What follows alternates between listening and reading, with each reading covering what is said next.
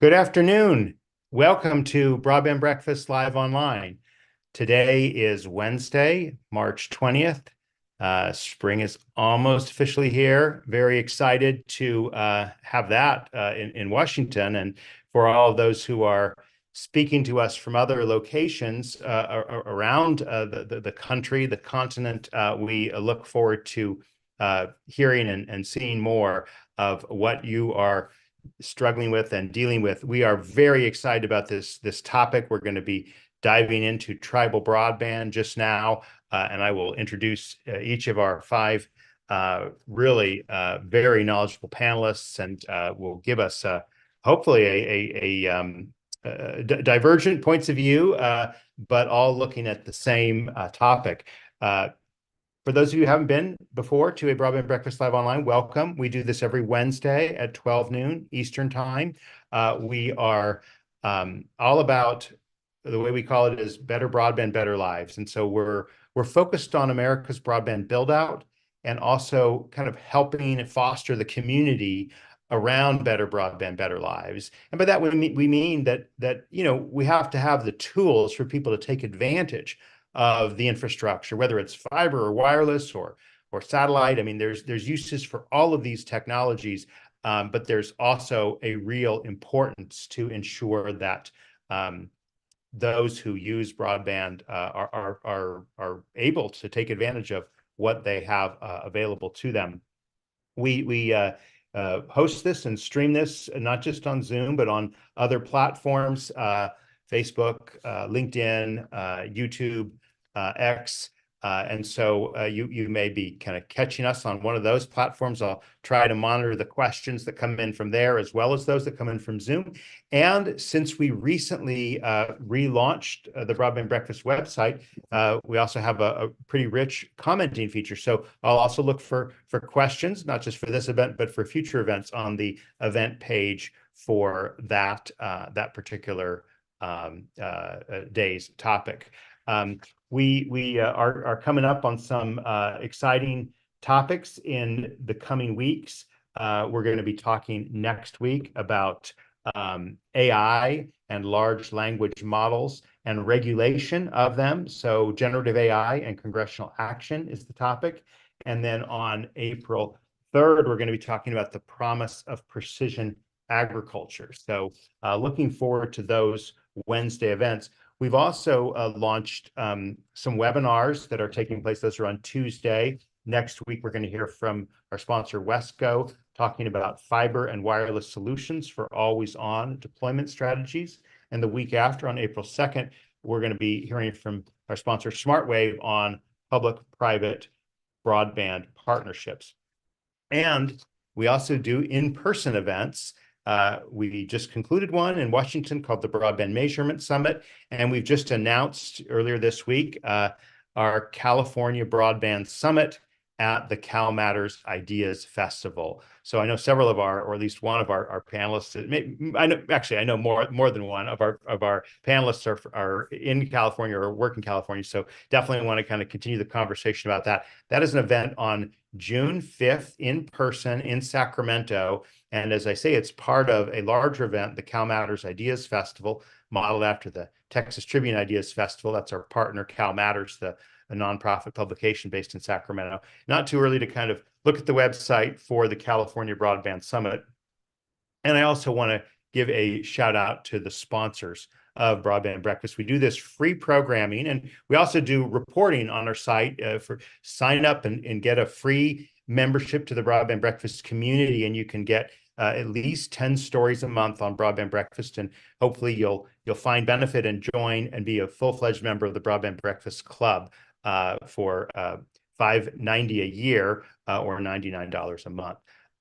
But anyway, this program, though, and all of the programs on Wednesday are free, and we are able to do that from the support of sponsors, and they include Utopia Fiber, Broadband.Money, Comcast, SmartWave Technologies, Ookla, Wesco, Coos Systems, the Community Broadband Networks Initiative of the Institute for Local Self-Reliance, the California Emerging Technology Fund, Broadband Toolkit, Google Fiber, the National Cable and Telecommunications Association, Broadband Now, and Michael Baker International. Thanks to our sponsors for enabling this programming.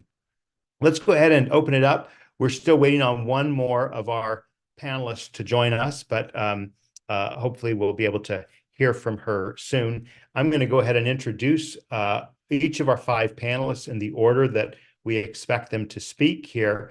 And they'll have 5 minutes to kind of lay out some of the issues they're dealing with in tribal broadband. And then we've got questions teed up for them to speak to too. Thanks for turning on your camera there, Adam. Great to see you in person. So our first panelist will be Matthew Rantanen. He's the Director of Technology at the Southern California Tribal Chairmen's Association and the Tribal Digital Village. And as part of this work, Tribal Digital Village, for the last 23 years, he's worked with 109 tribes in California and aligning them with the state's Middle Mile Broadband Initiative.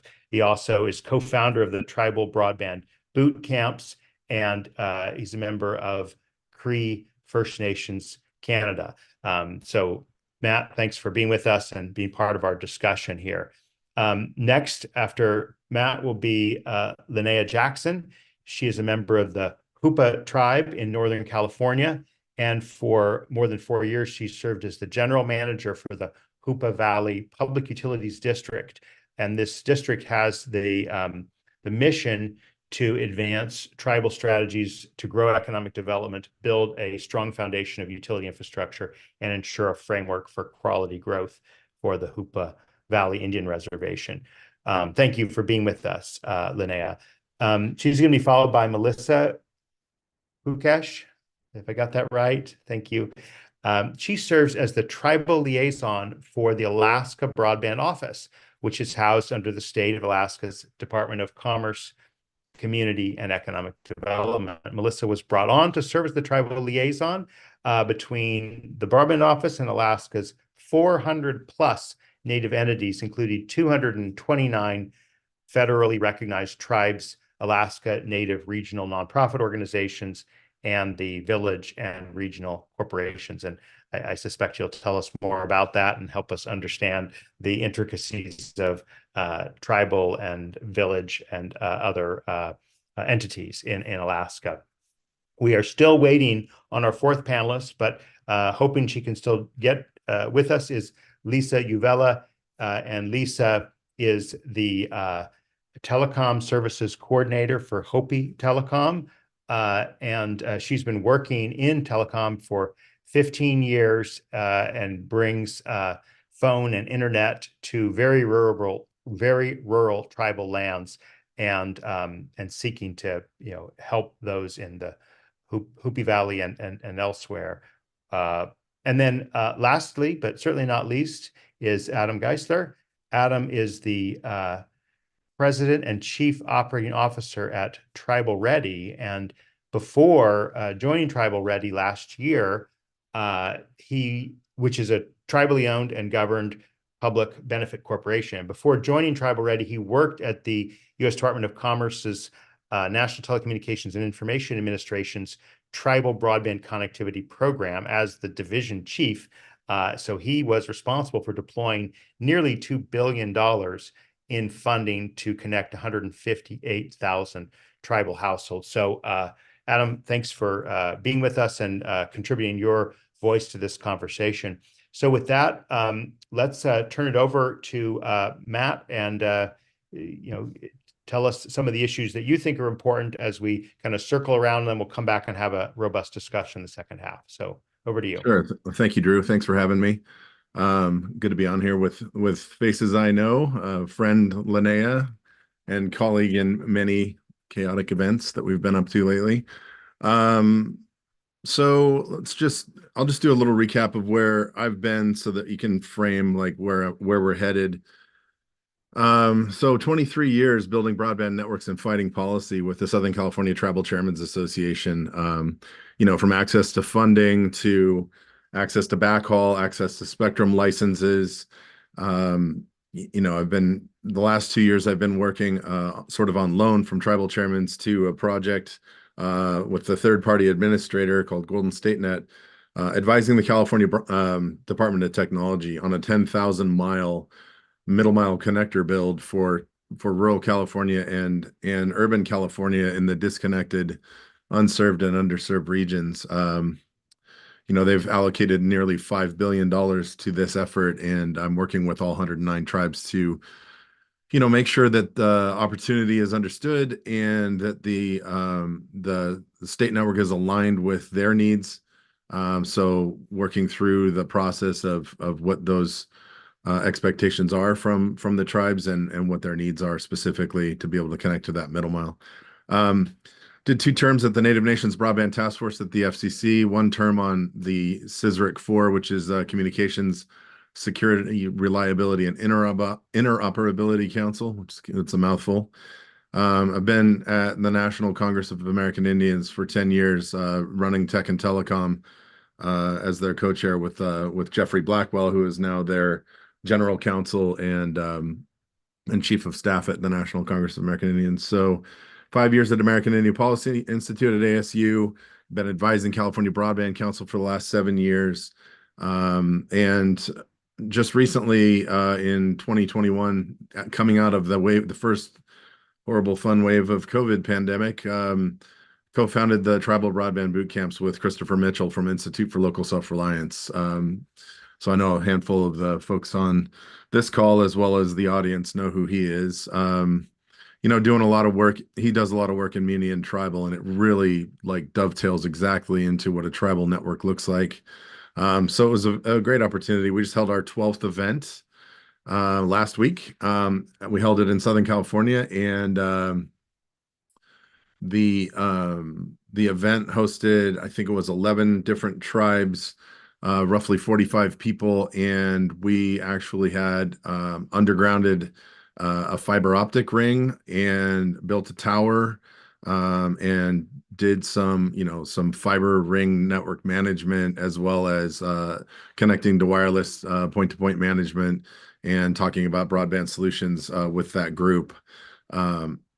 We have had 4 events in Southern California at my place, and we've had 8 events in Indian country around the US, and have had really an amazing, successful run. These are designed to work with the tribal communities with access to hands-on understanding of what it takes to manage broadband, what types of jobs will need to be filled, and the type of workforce development that is needed to sustain a network, the type of business models, the types of return on investment it takes to be able to sustain a network in Indian country, and things like that. So, I just wanted to touch a little bit on the fact that, it's wonderful that we have a flow of federal dollars at the moment.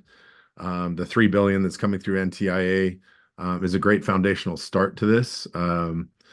And we're looking at potentially a solution set that is in the $10 to $11 billion ballpark. So, great foundational start. Unsure where the next, $7 to $8 billion is going to come from to support what Indian country needs.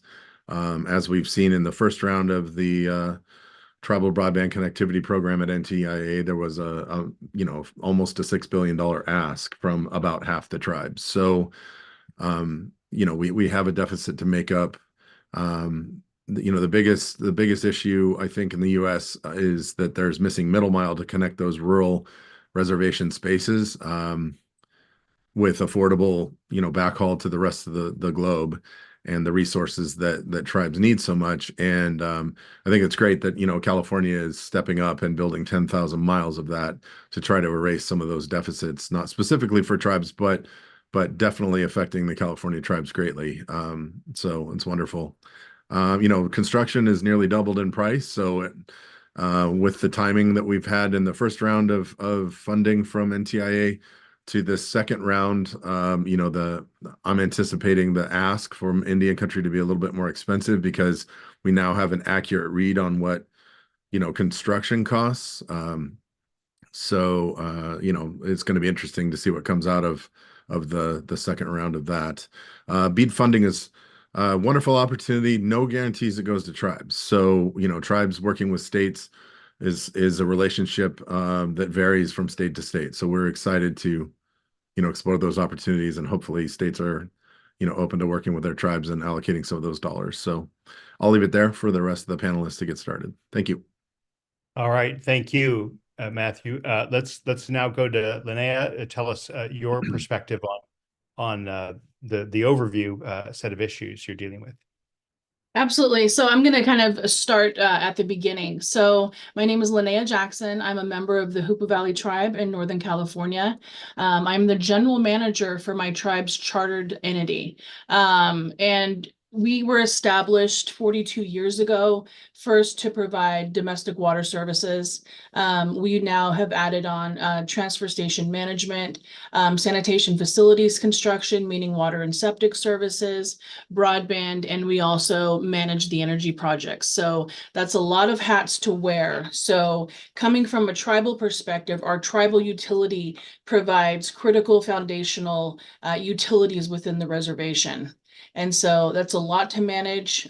We are a critical resource. We are, one of those anchor institutions that provides all of those services. So coming from a tribal entity, we already had served most of our community. So, during the pandemic, we were already putting together applications so that we could build out broadband on our own. Then the pandemic hit and kind of fast forwarded what that model looked like. So I think that was a hard thing because most businesses, most telecoms aren't simultaneously dealing with a pandemic, trying to build infrastructure, and obviously have the business side of that follow suit all at one time and simultaneously. So that was a very heavy lift. We've worked with, our school districts and our critical anchor institutions to not only provide emergency service communications, and we're trying to upgrade, telemedicine, because that's the goal here. You want to build infrastructure that's going to have, a community impact, help build economic resources, help education, help all of those things that are critical for growth and development. So that's the overall goal. So we are building construction, we are building our staff, we're gaining those skills and resources, and we're also trying to uplift the opportunity for rural nations. So I think that's a critical component. I also wanted to mention that we're working on energy projects. And so if you see the background that I'm in, we're in a highly densely forested area. We're in a, wildfire threat district. We're rural. We don't have access to energy resiliency. We're building our own microgrids and we're currently designing those. So all of that also takes those microgrid control systems, needs fiber connectivity. So not only are we designing our fiber network, we're also having to pair that with critical resources for connectivity to water storage tanks, connectivity to the microgrid controllers for energy resiliency. So it's also bringing individual disciplines in so we can provide as a resilient, robust, holistic network as we can. So, Matt, thank you for bringing up the Tribal Broadband Bootcamp. So Hoopa has had the opportunity to attend those, and those have been integral. So, during pandemic, we, had access to have hands-on learning, not only from a troubleshooting stance, but how networks worked, IP addresses, frequencies. So, we're taking a deep dive into that. And that investment has been critical to our development, to have places to go to actually learn hands-on with other tribal nations. And so, if anyone's out there listening, that, continued funding needs to happen, for these grassroots initiatives to keep happening. They are critical to development. They are so important. They help build sustainability and skill sets for longevity for tribal nations, because rural areas have lacked investment for so long that we are now building these out ourselves. And when we talk about, the influx of broadband money, with the 573 or 4 tribes throughout the country, we're all in a different place. Some need planning funding. Some are going to work with incumbents. Some are going to design, operate, and own their own networks. So that funding, which needs to continue, needs to have that flexibility because we're all in a different place. And so HOOPA is currently working on designing and building and operating our own infrastructure, but that's not the same for every tribe. So if there's anything, I would appropriate the funding ongoing that can be utilized in the best manner for that tribal nation. The other thing is, and I'll get into this more about how programs are structured and some of the hurdles that we've had to go through with federal funding. HOOPA also has the first joint build agreement with the California Department of Technology. It's the first tribe in California to have that. So we're also simultaneously building a fiber optic network in the reservation, but we're also partnering to build the middle mile in our region. And not just for the tribe, but for regional resiliency. And if I could say anything as well, if you look at our area, there could be a rock slide, there could be trees that snap, there could be, different types of weather that prevents one access point from bringing fiber and internet into the valley. We have to have the ability to have redundancy or route diversity, because that will cut off, connectivity for the entire region. And so I know that funders don't like to fund, redundancy, if you will, but how do you have a critical network without the ability to be able to troubleshoot and have a different route in? So that's one thing that I will say. So we also have a grant for Digital Navigator. So that's one thing that the outside world needs to understand, is that yes, we're a provider, but we're also simultaneously providing the digital equity, Digital Navigator services that our community needs, being able to give out devices, to our youth and our elder population, and those low-income populations that need a little help connecting your devices. You almost need an online account for almost everything these days. So we're also providing those digital equity navigator services. And there was an FCC program that we were ineligible for because we were a provider, but we also were the digital equity people. And so again, that lets the world know that tribes are structured different. We have to wear 10 different hats at 10 different times. And we need the ability to have flexibility of how we would want to structure our sovereign nation. So those are some of the things that we're working on, and I can't wait to provide additional comments. So thank you very much. Awesome. Thank you very much. Melissa, let's go right to you.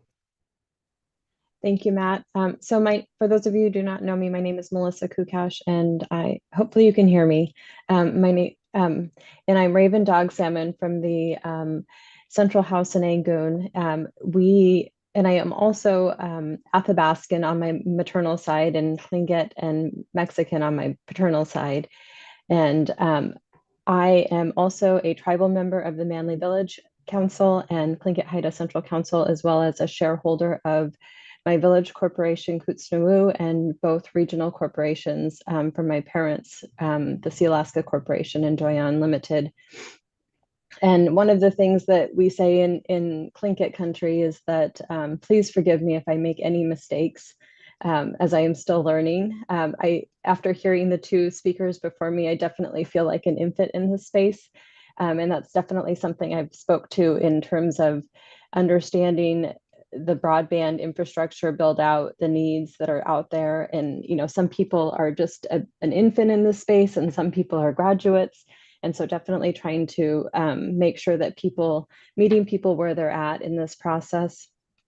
So my background includes working in the Alaska legislature for one of the senators who has basically the purse pockets, and and I was with him for about 7 years. And prior to that, I worked for the regional tribe Tlingit and Haida for 10 years.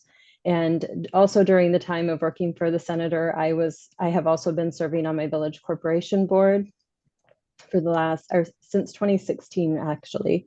And also came over to the Department of Commerce about 2 years ago. So very new to this space, but I definitely understand the challenges with the tribes in Alaska, the village corporations, regional corporations, because one of the challenges that we have in terms of understanding the way it is in Alaska, because I feel like a lot of the legislation that comes out of Washington, D.C., there's always a clause except in Alaska.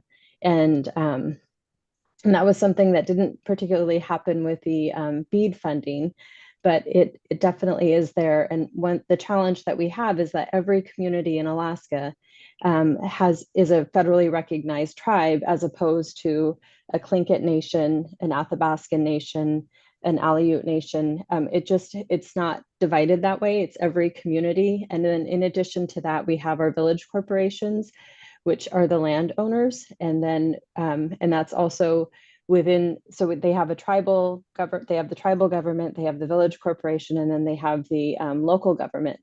And then on top of that, we have our regional corporations, which were divided amongst throughout the state. And so I think in terms of this infrastructure funding that's coming out with the BEAD portion, because there isn't a tribal set aside. The BEAD funding is specifically for everyone to have the full access to broadband infrastructure. And so every community that isn't part of a plan that hasn't been awarded funding will basically be left in our hands to ensure that they have the level of service that they need. And it's definitely been challenging in terms of some of the folks that are out there and not necessarily taking advantage, but definitely not having the best interest of the Native community at hand. And so definitely trying to protect those folks and understand whatever they've been awarded funding for, hoping that the level of service that they're supposed to provide to the community is achieved. And the other challenge that we have too is that with the ISPs in Alaska, I think we were meeting with one a couple of weeks ago, and they basically were like, well, are we supposed to like tie into this other like project over here? And at that point, I just kind of raised my hand and I said, well, isn't that how you build a network, by tying into others? So that way everyone can be connected. And so like the two previous speakers spoke, about basically being able to go one direction or the other, especially if something happens with, the, like I think in Alaska, the ice, splice the fiber, the subsea fiber, or, a beaver like broke, bit through the fiber optic cable. So definitely except in Alaska. And I think the other challenge we have is that we're the state government, and nobody likes, the federal government, nobody likes the state government. And so definitely the challenges behind that, and hoping that they trust us and hoping that they trust me, and just trying to do the right thing on behalf of the Native community and making sure that everyone truly is connected. And I think Thomas, my boss, always reminds me that we're connecting everyone. I'm like, yes, we are connecting everybody, but we're also not going to leave out the Native community. We're not going to say that, oh, they are being served by this, this group or this pot of funding. And it's like, really, are they really being served? Because I want to make sure that they have the level of service where they have the opportunity for education, where they have the opportunity for employment, where they have the opportunity for telehealth if they should be stranded, and not, if there are no flights coming into the community, they should be able to get on the internet and be able to have a telehealth medicine or a telehealth appointment with a doctor, so that way they can get the level of service that they need, or that is basically that can be provided during that time. So definitely want to make sure that there is the level of service that can be provided for all of those things, but also the opportunity to grow.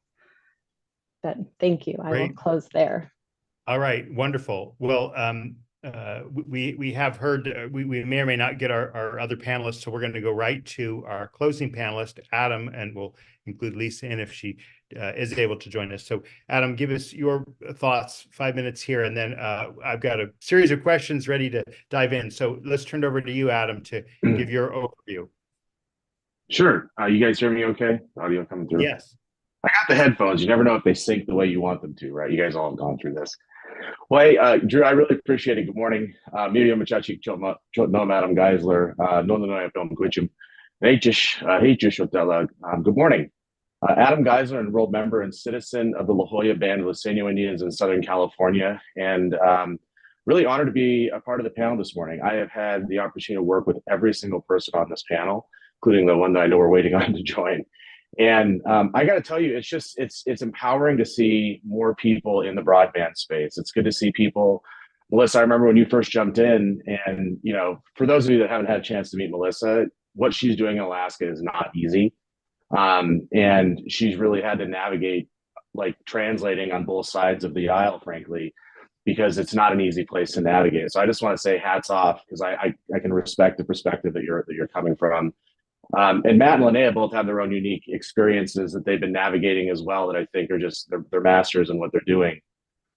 So try not to repeat what others have said. I guess I should say who we are. Tribal Ready is a native owned, operated, and controlled public benefit corporation. So we're here to help Indian country get connected in all forms and facets. So we're able to do everything from service delivery to feasibility studies to operations.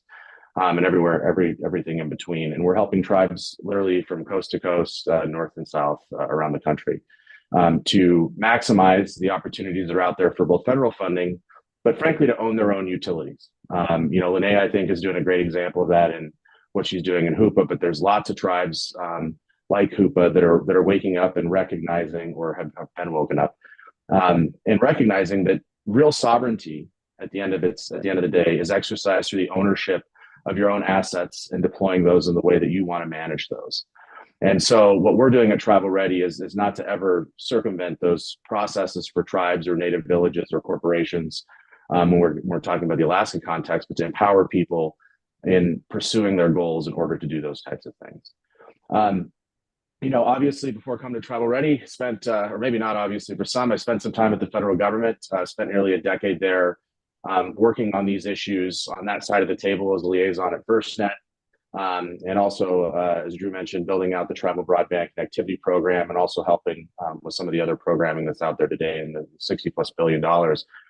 But prior to that, I was a tribal leader for my tribe, and I've had the honor and privilege of working for my own community here for about the last decade, largely in part to some of the network that Matt has built over the years, and then others in the area as well. So, I'm privileged to be able to say that I've had the opportunity to grow in a digital space, work remotely, and understand really, firsthand what these services mean in a local community.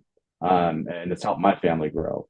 Now, some of the challenges that I've had a chance to see, and they're not easy ones that I think we're going to overcome, but if I'm being honest and true to self about the digital sovereignty issues that tribes are going to be facing, we need to start thinking through and collectively about how we support these networks and the ownership of our data.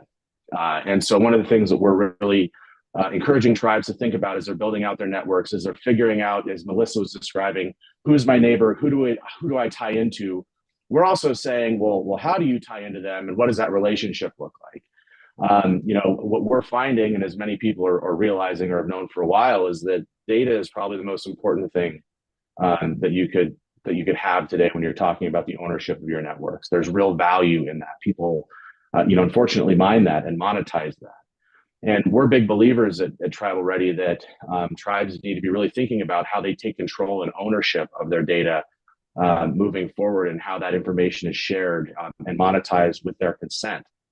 So when we talk about data sovereignty, we're also talking about the monetization of data and making sure that people have the ability to make those decisions on how their data is monetized, first and foremost. So we're kind of extreme on the data sovereignty front, but we do mean it. We do believe it. We think it's possible. There's also some interesting nuances here. I first off just want to say I respect the hell out of the state of California. They've been doing some cool things for years. Melissa and what they're doing in Alaska, there's no easy feat. So there's my honey before a little bit of vinegar. I'm just going to throw a little bit out there, which is, there's a real discussion that needs to happen at the data level when we're talking about interconnecting with state networks. So as a former tribal leader, I'll put that hat on for 2 seconds. I really wasn't keen on any form of government having access to my tribe's water quality data, enrollment information. I can go down the list of things that I know my tribe and our community member would be up in arms about if they understood, how that data could be traveling or traversing or being managed or stored off location, in other places. And so one thing that I think is an issue that hasn't really been fully resolved, but that we know is starting to surface, is going to be this whole context of municipal networks and what it looks like for data sharing agreements to happen between tribes and states. I think that's going to be a real challenge. Beyond that, most of Indian country, while a lot of it is in California, 109 tribes, and Melissa's got the other 229 plus the village and regional corporations, I think whatever number you threw out there, Drew, it's crazy. There's still a lot of Indian country that isn't in Alaska and California. And, as much as I would love to say that it is rosy and sunshine and rainbows out there with BEAD, it is not. There are state legislatures actively barring tribes from accessing BEAD money. To Matt's point earlier, there's whatever the number is, Matt and I have gone back and forth on this for years. Is it 10 billion, 20 billion? I don't know. It's billions, no matter what the number is. And tribes are not being able to access that money because of actions being taken at the legislative and also at the corporate level. There's nothing new there. One other item I'll throw out there, Drew, just to kind of get the juices going here a little bit more, if we haven't already hit that point. I'll throw out the data sovereignty issue from an FCC and CostQuest licensing perspective, right? When tribal data is sovereign, then why the hell do we have to license it from a third-party organization in order to access federal dollars, right? So I'm going to say that slower. Why do we have to go get a license to get our own information from an agency that's acting on behalf of a federal agency when it's our data, right? Like that is completely backwards to me. And so if we're talking about, and for everybody that isn't, it's new to this, we got a list of questions. Thank you, Drew. For anybody that's paying attention to some of the issues that have really started to pop up around the implementation of any of these programs as it relates to tribes, we have to have as I started off, a real conversation about what data sovereignty actually looks like. And no disrespect to CostQuest. They applied to a contract opportunity, they won. The deal was the deal, but when you really break it down to the basics, the tribes actually have to, in order to play the game, or actually if they're going to be any form of a service provider and report to the fabric, they're going to end up having to have a CostQuest license in order to do that, where there's a waiver of sovereign immunity that's put as a standard boilerplate in that contract language. Now, how is that respecting sovereignty, period? Right. We shouldn't have to waive our rights to participate in the digital world or the digital economy. And so maybe that's a little bit of a zinger to get things moving. Well, you, Drew, that's great. I'll put a pin in it. That is a great question. And I'm going to add 3 more to this bucket. Now, we are still waiting for Lisa. Hopefully we can get her in here soon. But I want to kind of bring in something Matt raised earlier, which is the middle mile program, and several of you have raised, which is the BEAD program. And of course, there is this separate tribal broadband program. So I would love anyone to kind of chime in on how they interrelate specifically with regard to tribes. That is to say, you have to deal with state broadband offices that may be saying, oh, no, the tribe should go to the tribal broadband program. No, that's not the case. So how do you deal with that? I'd love to get your thoughts on that. And by the way, we now have our 5th panelist. So let me actually welcome, as soon as you can turn your camera on, thanks for being with us. I introduced you previously, can you hear us? I can. Can you hear me? We can hear you, but if you could turn your camera on so we can see you. Okay, I am. Hold on. You're working on that. Great. Wonderful. Thanks for being with us. It came on and then disappeared, but hopefully we'll get that fixed. We've just sort of raised 2 big issues, one on tribal data sovereignty. Adam put it on the table. I just put another one on the table about the relationship of the tribal broadband program with BEAD. If you could just quickly say a couple minutes about your background, Lisa, and your thoughts on tribal broadband in general before we continue our discussion on these topics. Well, I've been in various positions for Hopi Telecommunications. I started it out as a CSR, but I've just done so much.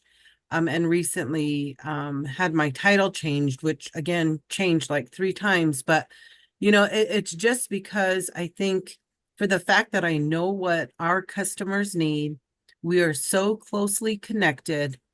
I understand what we need to get out here for our customers. And you know, it's just taking that little bit of initiative to be a part of everything so that we can get things done.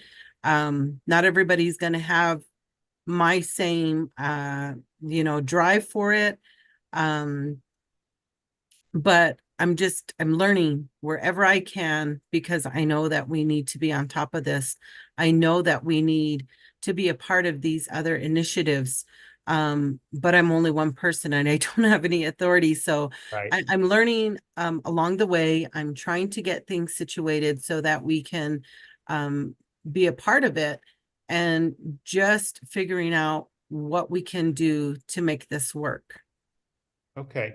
By the way, we can't see your video, so if you could, even though it appears to be turned on our end, so just letting you know for your benefit. I want to just open it up though to Matt and Linnea, Melissa, on these two questions that Sure. have come out here.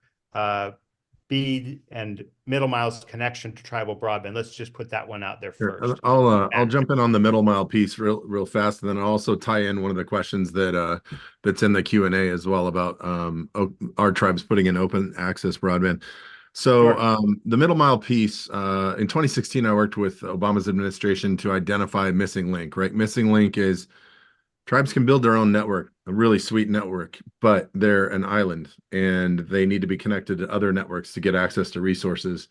And that connector piece, that middle mile, is missing in most of the lower 48 states. And Alaska is its own complicated situation. But in the lower 48 states at the time in 2016, there was 8,000 missing miles. So, you know, middle mile is a key sort of piece of the puzzle to be able to be successful. And now there's a couple of things. Tribes are very good at building on tribal land. A lot of tribes have a tough time when they have to negotiate and navigate non-tribal land. So county, private, things like that. A lot of times the nearest neighbor is not the friendliest neighbor. And to get an easement and a right of way across that property to get to the rest of the world's network is a complicated situation for tribes to do on their own reservations and on their own tribal lands. Not so tough. You know, a lot of process, but not so tough. But then when you move into that public space, that becomes complicated. So middle mile is a key piece of the puzzle. It's a very expensive piece of the puzzle as well. So wherever there is middle mile infrastructure being developed, wherever there is an incentive to open up access to middle mile and fiber that exists today for those folks to be a part of it, is really a key connector for the rest of the world, for any individual tribal nation. Now, in California specifically, that network being developed is an open access network. It is open to anybody, all comers, right? So tribes have access to it. They will also, which is a step above, they'll meet you where you need to be met, right? So if this is the point where you need to interconnect, and that's not a hut or a handhold in the ground or a vault for you to access, they will actually do what's called a ring cut, which is cut the casing, pull fiber, and provide a meet me vault for you to connect to. In doing so, that enables everyone in California, all communities in California, including tribal, to meet that network where it's most strategic for them. Now, to tie in the question that's in the Q&A, tribes typically build a network that looks very much like a municipal network.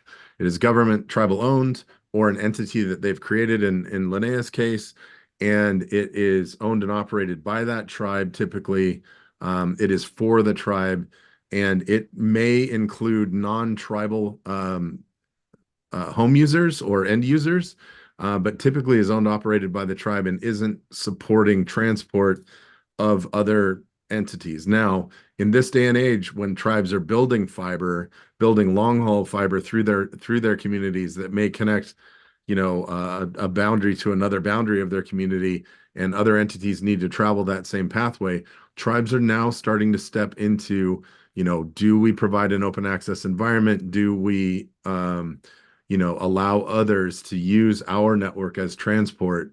It's a funding stream. Sometimes you could be funding your competitor. Sometimes you could be funding somebody that really makes your region stronger. So there is an opportunity now for tribes to step into that open access space where there probably wasn't before. So, Linnea and Melissa, do you have any thoughts on this question of middle mile and the backhaul costs, right, for very remote locations? Yeah, absolutely. I'll go first. So, again, HOOPA does have a joint build agreement with California Department of Technology in partnership with Caltrans for a middle mile section. It's a 23-mile segment that's critical to the regional ring, and it is on reservation as well as off reservation. And the reason why that's critical, and Matt touched on this point, is because you're dealing then with different governments, if you will. You're trying to pair state governments and state processes with federal jurisdictions as well as a sovereign tribal nation. So trying to get all of those initiatives and all those regulations and processes to align is a heavy lift. You're talking about different jurisdiction of land status, so within the reservation, you could have, tribal trust properties, allotted properties, fee-owned properties. The rights of way are governed differently. So once you cross that tribal border, then all of a sudden you're dealing with, state rights of way and county jurisdiction and the U.S. Forest Service. So maneuvering a construction project isn't as simple as design, purchase the equipment, and build, right? You're also having to pair those multiple layers of state, federal, tribal jurisdictions and peeling all those back when they aren't necessarily developed the same and they don't also see eye to eye. So when we also talk about open access, we believe in that as well, but that doesn't skate the requirements for tribal jurisdiction and also tribal consultation on that. And I think a lot of times when we're dealing with the outside providers, whether that's electricity, telephone, broadband, they don't understand that requirement. So that's another thing of like tribes stepping up, requiring consultation and meaningful input, and understanding that within those boundaries, there is a level there of control and sovereignty. So another thing, sorry. So please just conclude briefly. Okay, and I can stop there. You can stop. Okay. I want to try to we got so many topics and we got some great questions. I'm going to springboard from this one by Nicole Umayam. What are examples of state legislation where tribes are blocked from accessing BEAD funds? Tribal governments are explicitly eligible subgrantees. So this kind of ties into BEAD and the relation between tribal broadband and BEAD. And I'd love, Melissa and Adam and your thoughts on the way Nicole is asking this question. I'll go first. We in Alaska do not have any current legislation in our Alaska state legislature prohibiting or preventing tribes or native entities, rather, which include the tribal governments as well as the village corporations, regional corporations. The challenge we have is that our village corporations around their communities that they are a part of, or that their traditional lands, rather, they own the surface rights, and the regional corporations own the subsurface rights. And so our challenges are completely different, but definitely, in terms of like the middle mile and the infrastructure that's built, we have a really large quintillion Nome to Homer, that's basically going around the outside of Alaska. And I know that our office is definitely working with the tribes and the organizations along the coast to make sure that they have branching units, if at all possible, to be able to tie into this middle mile. But in terms of like the routes and the ways to connect and the land ownership and the state legislature and the BEAD funding, we're definitely trying to connect everyone, and we're not trying to exclude anyone, and just wanting to make sure that they have the level of service that they're being awarded funding for. And so we don't have those challenges in Alaska in terms of like the legislature not working, or just working to prevent the tribes or the village corporations or regional corporations from having access to BEAD funding. We're definitely trying to make sure that they are a part of the process. Okay. Adam, you look like you want to jump in. Sure. So Adam. Nicole wants us to name names. You know, I mean, that's really what she's getting at. You know, Montana has some tough legislation on the books. I'm just going to say it out loud. They do.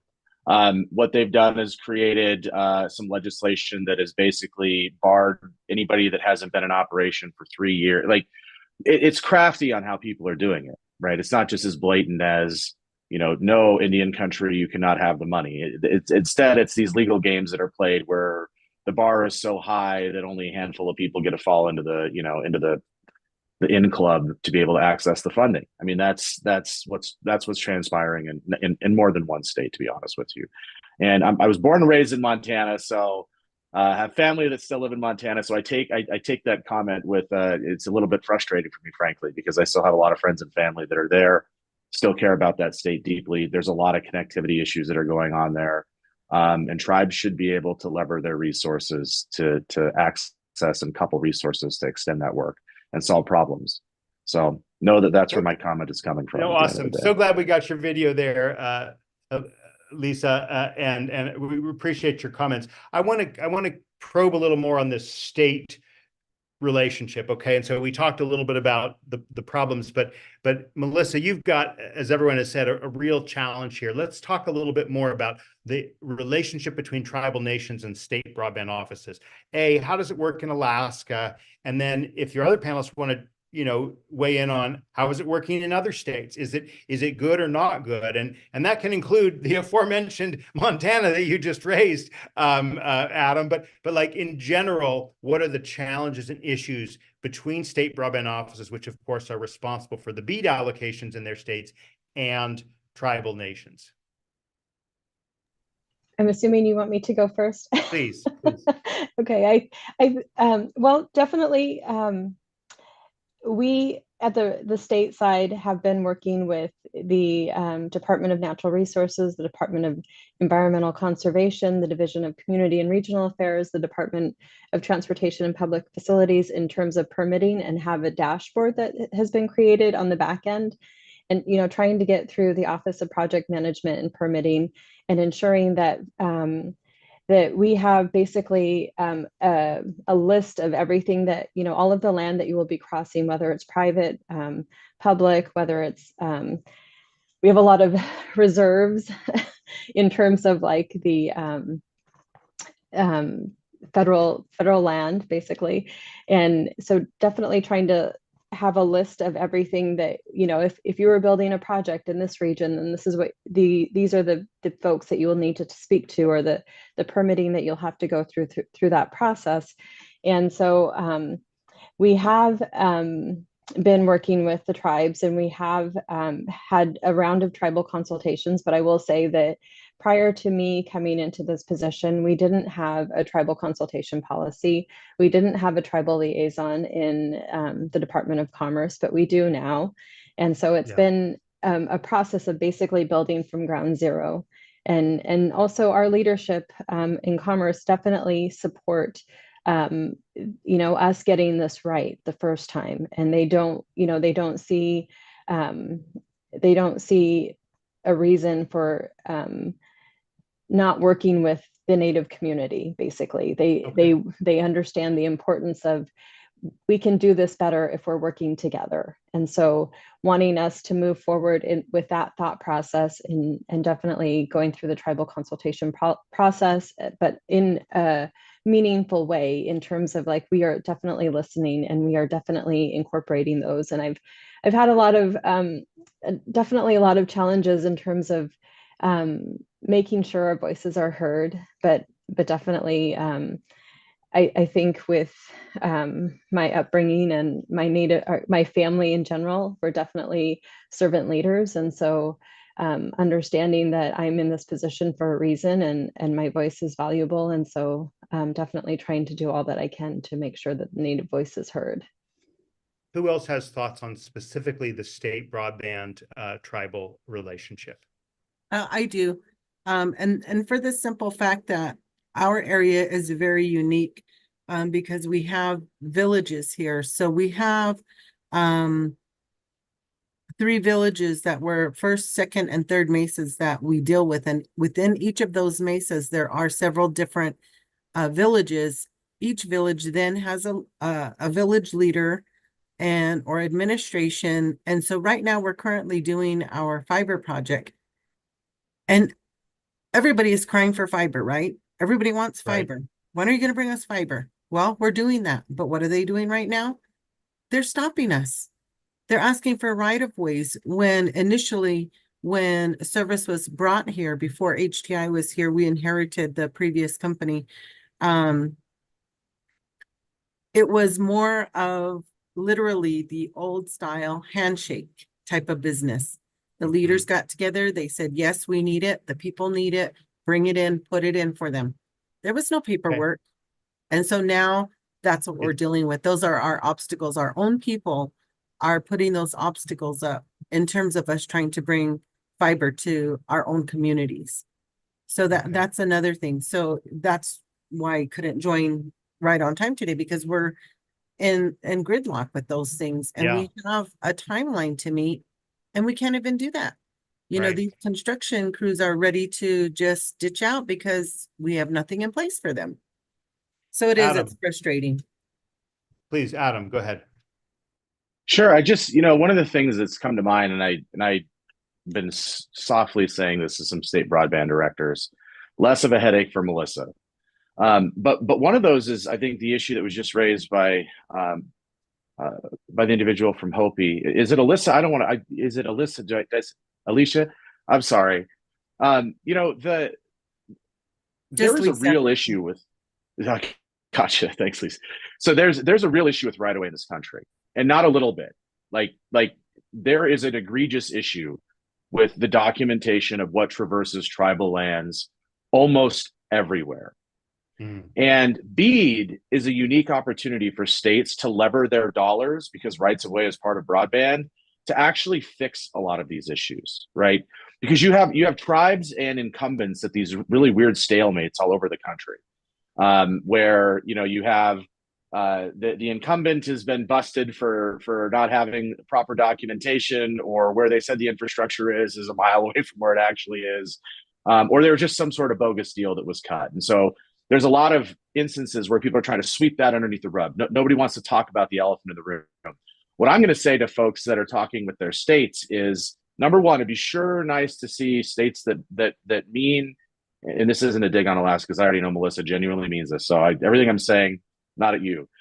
Like, there should be a set aside for tribal money in these states.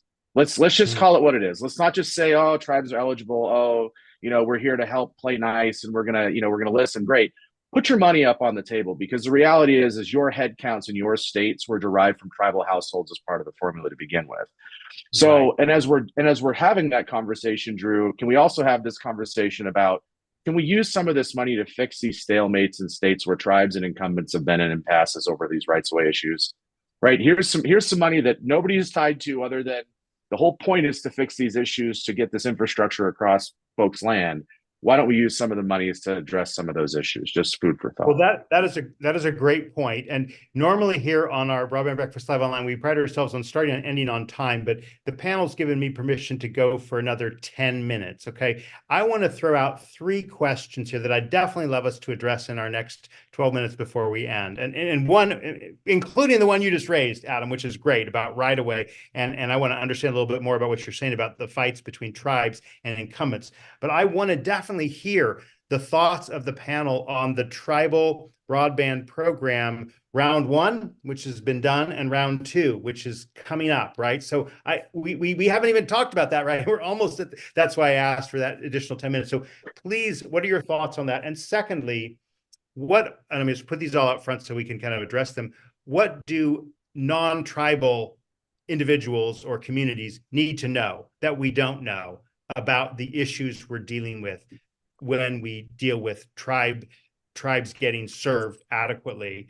And thirdly, I also want to kind of hear a little bit more about fiber versus wireless. I mean, this is kind of a robust discussion in broadband generally, but I know there's some additional kind of issues that need to be addressed when talking about fiber versus wireless in tribal nations. So I'm going to kind of throw those 3 issues out that we can tackle in the next 10 minutes. And I see, Matt, you've raised your hand. So go for it, please.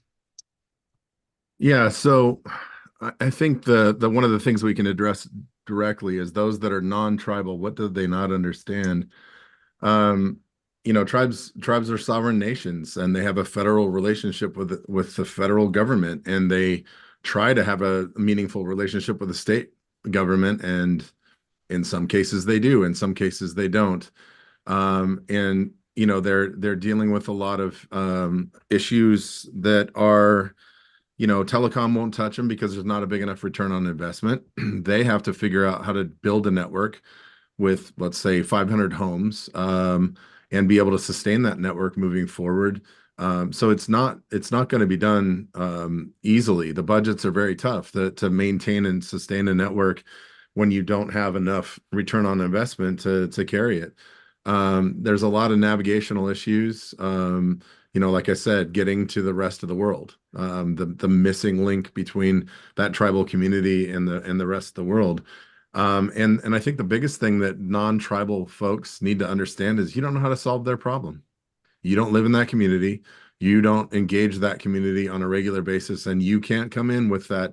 And I'm just going to say the Silicon Valley perspective, like, oh, we can fix that for you.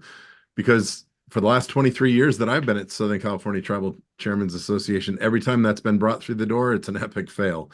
So, tribes want to partner. Tribes want to partner in the solution development of their community's needs.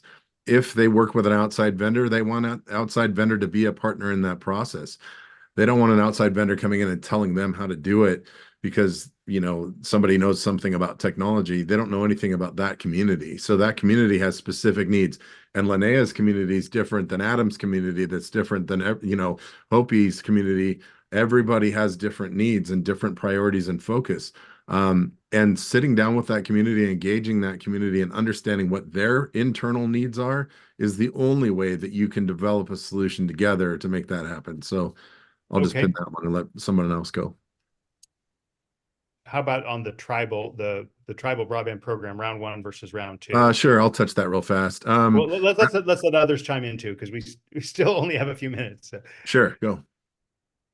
Yeah, I'm going to jump in real quick. So we do have, so mind you, we're appreciative of the NTIA funding, right? So these are just lessons learned over the last couple of years. Hoopa has an NTIA allocation. I think one of the things that have been a hardship is that 2% administrative cap that has to cover all salary. So you're expected to manage and produce a fiber network, but only have 2% administrative, which has to cover all staff, all legal expenses throughout the duration of the project.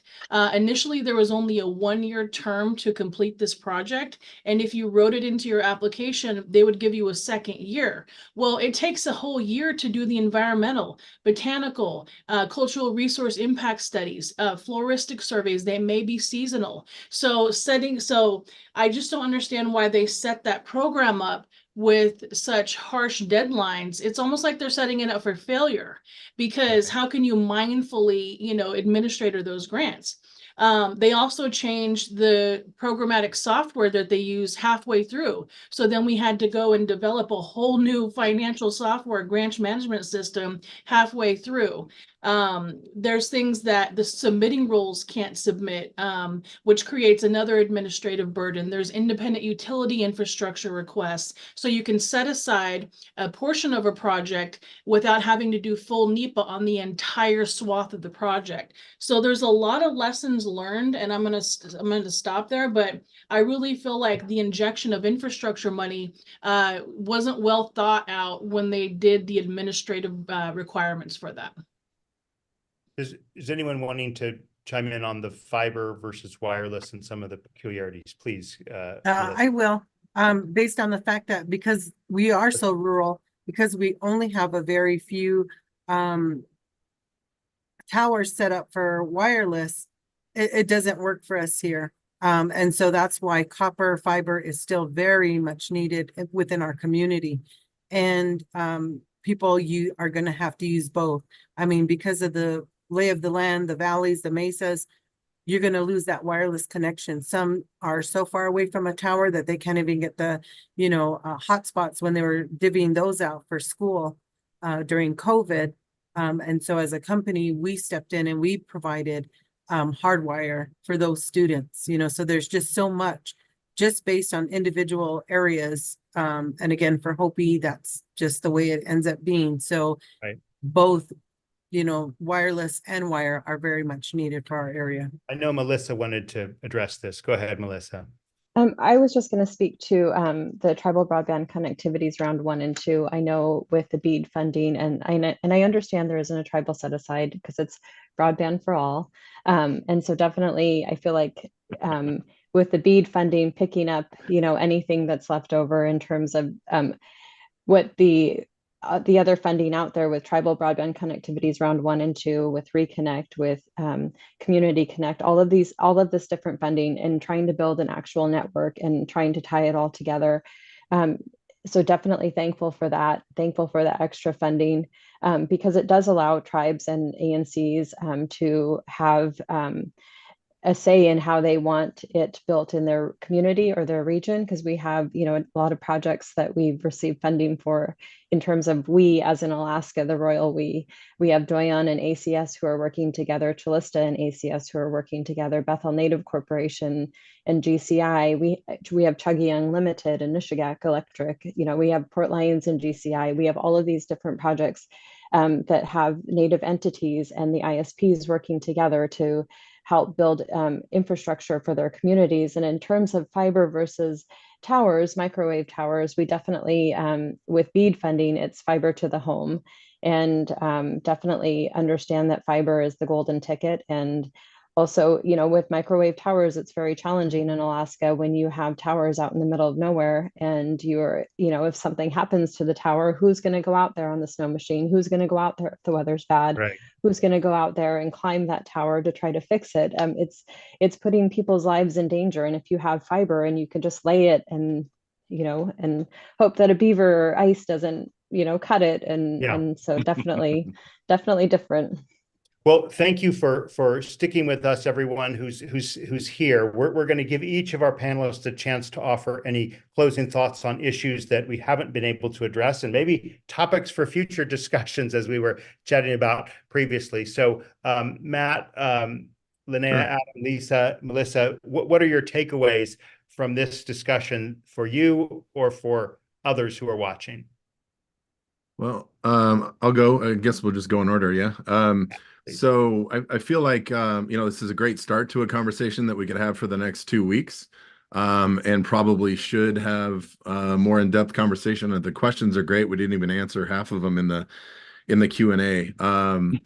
As far as wireless and fiber is concerned, I think folks that build networks understand that fiber is the optimal solution and not always the deliverable solution. So a hybridized version of fiber as close as you can get, and then wireless at the end is a solution that works for a lot of Indian country based on geography and different things. But where you can build fiber to the home, by all means, if you can afford to do that, please do that. You know, the Tribal Digital Village Network, owned by SCTCA in Southern California, is a wireless network that's fed by fiber in 2 locations, and we are working with outside engineers on a $500,000 California grant to be able to retool that network to bring fiber closer to those endpoints to be able to increase the speeds, and because the usage and the data changes, you know, this consumption of data by Native folks has grown like more. Right. I think more exponentially than everywhere else. So we need to be able to support those things and scale those networks and evolve as broadband needs evolve. So thank you. Thank you. Linnea, please. Yes. So first of all, it was an honor to be here. I'm proud to be a part of this tribal telecom movement. When we talk about the need for wireless or fiber, it's got to be a hybrid position. I didn't get to talk on this, but Hoopa, it takes 4 backhaul towers just to get interconnectivity into the valley. And then there's 3 or 4 more distribution towers. So until those regional rings are built, which is years out, but we're working on it, we actually need both solutions. We need the wireless, we need the backhaul in order to provide connectivity for the years moving forward. I wanted to let you know that continued funding needs to happen. I uphold that responsibility of mindfully spending and administering these grants for the betterment of the community. It's a lot of responsibility, but I take that very seriously. I commend all of the people on this panel, and I look forward to future conversations. Thank you very much. Thank you. Adam, briefly. Sure. Thanks for the opportunity, Drew, and other panelists. Good to see everybody virtually at a minimum. A couple higher overarching items. I want to double down on the admin issue.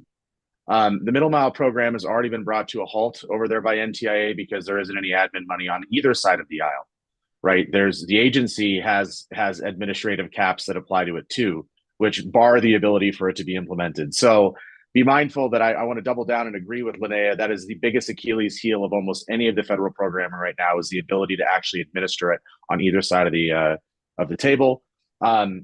Who does the largest infrastructure bill in the world's history and not do permitting? We did. So we got to figure that out together. It'd be a great topic to cover into the future, Drew. If you're non-tribal and you want to know how to start to work with tribes, figure out who your neighbors are and have a conversation, we are coming. I mean, I guess if anybody that's listening to this is from industry, if you thought we were asleep for the last 30 years, that may have been the case. But Indian country is coming up in this process. We're going to own our infrastructure. We're going to put our people to work. We're excited to partner if you're willing to work together. But let's do this collaboratively. Would be my takeaway. So, okay, thanks. thank you, and thank you for being so concise, Adam. Lisa.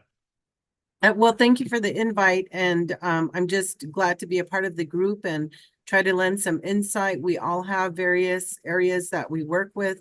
The layout's all different, so I think that any type of collaboration, sharing information, sharing resources in terms of where we can move forward, I think is going to be something good. And I think that all of our voices together, people are catching on. They'll see what we're trying to do and hopefully help and keep those restrictions off, like Linnea is talking about. They make it so pretty much tribal areas, we're set up to fail because we can't meet those deadlines.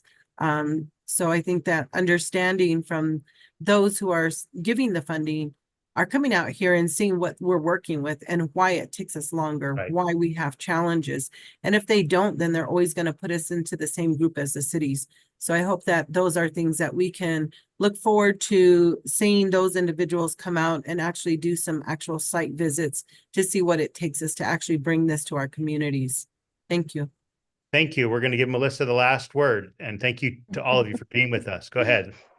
Thank you. You're giving the Tlingit the last word. I'm going to take the next 15 minutes. I jokes. I just want to say thank you for allowing me to be on the panel, and I appreciate hearing the challenges that others are facing throughout Indian country, because I know the challenges are still there, whether or not they are ANCSA related or reservation related. There are definitely challenges, and ways to move forward are definitely working with the Native community, but also us as the Native community working together to ensure that our people receive the level of services that they need. In addition to that, I just want to say that it's a challenge, but I feel like we are in these positions for a reason, and definitely the time is now. And so definitely trying to build out the infrastructure that's needed for our communities to be connected to the rest of the world. Well, on behalf of our wonderful panel, Matt Rantanen, Adam Geisler, Linnea Jackson, Lisa Uvela, and Melissa Kukesh, I'm Drew Clark, and we'll see you next Wednesday at 12 noon Eastern Time. Take care.